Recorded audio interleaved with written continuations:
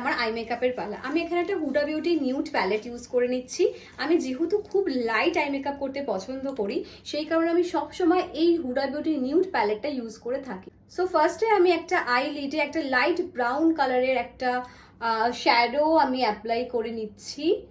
I think এই I মেকআপটা তোমাদের ভীষণ হেল্পফুল হবে, বিকজ এটা ভীষণ সিম্পল অ্যান্ড কুইক এই আই শ্যাডোটা করতে পারবে তোমরা। আমি ইয়েলো কালার নিচ্ছি, ইয়েলো কালার দিয়ে এই ব্রাউনটাকে ওপর দিক করে আমি ব্লেন্ড করে নিচ্ছি, বিকজ ব্লেন্ড করলে তার ফিনিশিংটা কিন্তু আলাদাই দেখতে লাগে। ইয়েলো কালার কিন্তু আমি অ্যাপ্লাই করছি, দেখো ভীষণ ভালোভাবে তোমরা ব্লেন্ড করবে।